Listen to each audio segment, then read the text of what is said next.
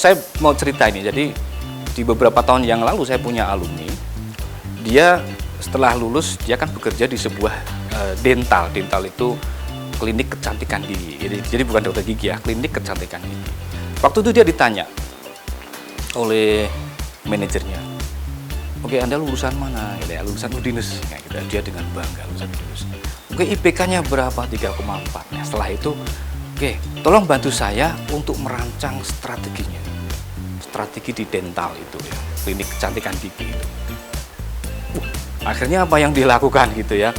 Dia mulai membuka-buka buku lagi gitu ya. Dia mulai mengaplikasikan, mempraktekkan yang sudah dia dapat dia di Udinus ya, tentang ilmu-ilmu marketing. Kemudian dia buat rancang strateginya gini-gini.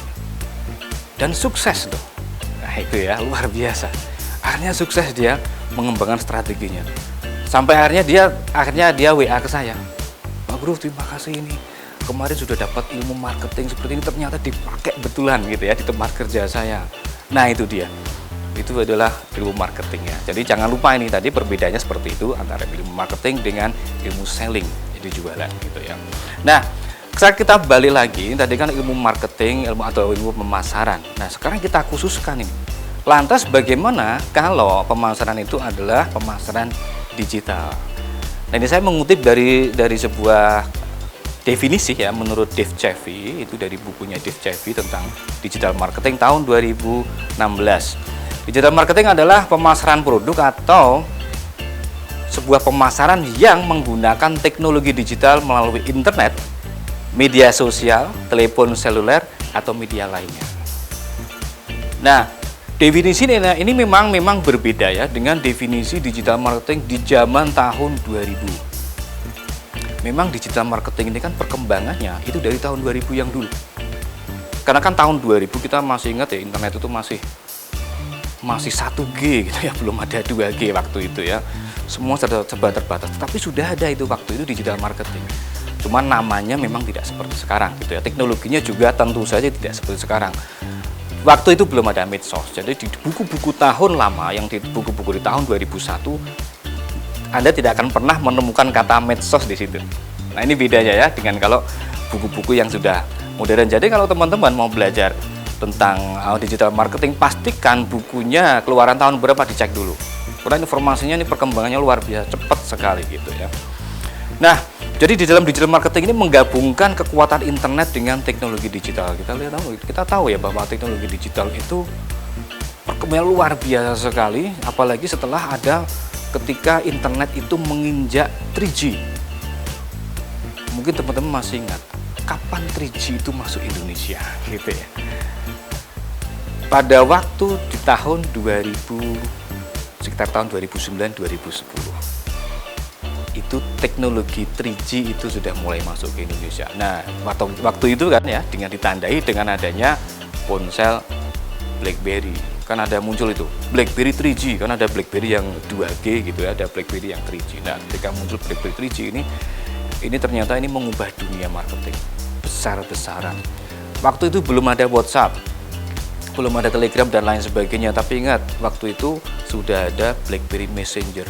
Luar biasa untuk mengubah semua dunia marketing pada waktu itu ya, antara tahun 2009, 2010 dan seterusnya. Akhirnya sampai dengan BlackBerry itu tutup gitu ya, digantikan dengan kekuatan lainnya ya, seperti WhatsApp, Telegram dan lain sebagainya. Nah, akhirnya para pemasar digital, jadi ini orangnya gitu ya, akhirnya dia punya kemampuan untuk mengumpulkan dan menganalisis data dari perilaku konsumen yang berbeda. Jadi ini kalau misalnya saya seorang pemasar digital, yang saya lakukan apa? Saya mencari data, database itu harganya mahal sekali. Sangat mahal. Saat ini kalau mungkin teman-teman di HP-nya, di WA-nya muncul iklan, entah itu iklan mobil lah, iklan suplemen dan lain sebagainya, itu artinya nomor WA kita itu sudah tersebar di para pemasar digital. Karena memang itu diperjualbelikan, faktanya memang begitu ya. Jadi seperti nomor WA saya itu sudah kemana-mana, itu antah berantah gitu ya, sampai mungkin para sales yang di Jakarta itu sudah kenal saya, tahu nomor WA saya begitu ya. Nah, tentu saja kan mereka ketika mereka akan memasarkan. Nah, ini data-data ini sekarang itu luar biasa, menjadi sebuah komunitas gitu ya. Nah, kemudian dengan adanya data-data perilaku konsumen tadi ya, akhirnya para konten kreator ya itu bisa membuat konten yang akhirnya dipersonalisasi secara spesifik sesuai dengan audiennya. Jadi saya sendiri juga termasuk praktisi di dalam digital marketing. Ketika saya mengiklankan produk saya bisa memilih ini. Produk saya segmennya untuk siapa? Misalnya produk saya adalah bidang jasa pelatihan. Oke, pelatihan untuk siapa? Audiens saya siapa? Oke, saya kemudian menimbang-nimbang bahwa audiens saya yang cocoknya adalah para praktisi human resource, ya, para HRD, para manajer HRD. Kemudian bidang pelatihan saya untuk para psikolog, cocok banget. Para praktisi hukum, jadi ada lawyer, ya, ada Polri juga, ada kejaksaan. Nah itu. Jadi dengan adanya saya bisa mengumpulkan data-data itu, saya bisa memilih siapa audiens saya, sehingga tepat sasaran, gitu ya. Nah, kemudian mengapa harus pemasaran digital? Kenapa sih nggak konvensional aja? Kan ada juga ya orang itu yang merasa begini, Pak, saya ini kan punya usaha konvensional. Saya sudah 30 tahun usaha konvensional juga bisa menghidupi keluarga. Oke, boleh ya, bisa bilang begitu, oke, nggak apa-apa gitu. Mungkin mereka juga kaya raya ya dari bisnis konvensionalnya begitu.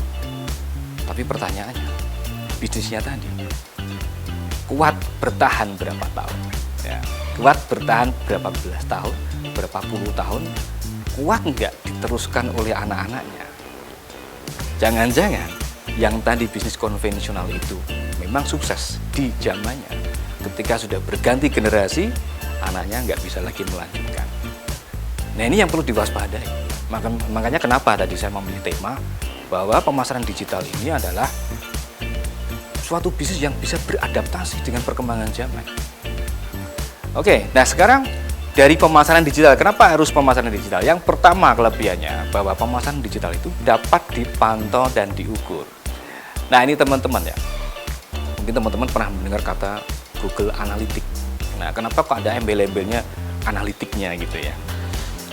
Terus ada juga ini Adobe Analytics juga ada.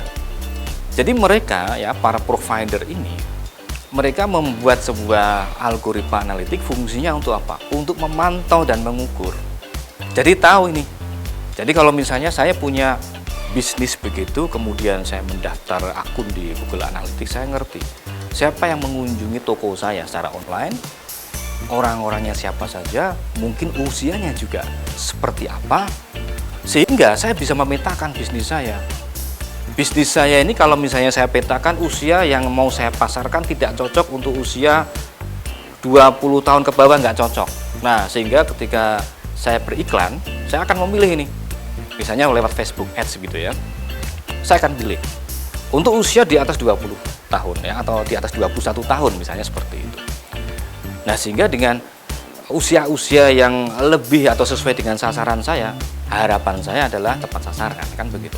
Belum lagi nanti pekerjaan, belum lagi nanti penghasilan gitu ya. Karena saya pernah juga ya waktu itu ya mungkin sekitar tahun 2014 gitu, sekitar tahun 2014 saya pernah beriklan di Facebook. Pada waktu itu saya lupa mengklik pekerjaan, lupa mengklik pendapatan, sehingga iklan saya masuk kemana-mana, termasuk mohon maaf ini ada pendapatan-pendapatan yang ada di bawah. Sehingga iklan saya kemudian muncul komentar kan. Tapi mohon maaf juga, komentarnya juga komentar-komentar masyarakat bawah. Isinya sumpah serapah gitu, salah sasaran gitu ya. Tapi itu fakta yang terjadi. Itu karena tadi saya salah memperhitungkan pada waktu itu tentang Google Analytics ya, saya tidak mempertimbangkan. Nah, kemudian saya belajar dari situ kan. Oh iya, ini ternyata ada yang kelupaan ini. Berarti harus saya rubah. Saya harus membatasi usia, membatasi lokasi juga penting juga. Membatasi pendapatan juga penting juga. Nah, Shopee juga punya ya, di dalam kalau di marketplace Shopee itu juga di dalamnya itu ada analitiknya ini. Jadi kalau mungkin teman-teman punya toko ya di Shopee, itu di dalamnya nanti bisa lihat bahwa di situ nanti ada analitiknya nih. Toko saya dikunjungi berapa orang yang membeli seperti apa, diakses jam berapa saja nanti ada di situ ya. Kemudian tadi yang pertama kan tadi dapat dipantau dan terukur. Jadi yang kedua yaitu efisiensi dalam optimasi gitu ya. Jadi kalau kinerja iklan kita itu akhirnya kan dengan kita bisa memantau, kita bisa mengoptimalkan materi iklan kita. Dan efisiensi lebih murah ya, dibandingkan kalau misalnya saya iklannya di koran. Saya nggak ngerti datanya itu. Siapa sih yang lihat iklan saya di koran? Saya lihat, saya masang spanduk gitu. Siapa sih yang akan menonton? Blank, saya nggak ngerti. Ya, tapi kalau digital itu kita sendiri yang bisa mantau. Kemudian yang ketiga, jangkauan luas dan tertarget. Nah, ya, jadi kan kita punya platform nih, ada medsos, ada Facebook. Ya, medsosnya kan ada Facebook, ada YouTube, ada TikTok dan lain sebagainya. Target saya yang seperti apa? Kita bisa set di situ. Mungkin teman-teman kalau misalnya terjun ke TikTok for Business itu nanti juga tahu kan. Berarti TikToknya bukan untuk yang joget-joget, tetapi memang khusus yang untuk bisnis gitu ya.